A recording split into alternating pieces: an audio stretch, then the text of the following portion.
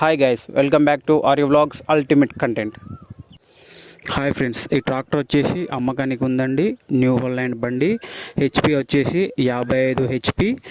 దీని మోడల్ వచ్చేసి 2009 అండ్ దీని యొక్క రేట్ వచ్చేసి ఓనర్ చెప్తున్న అమౌంట్ వచ్చేసి 4,30,000.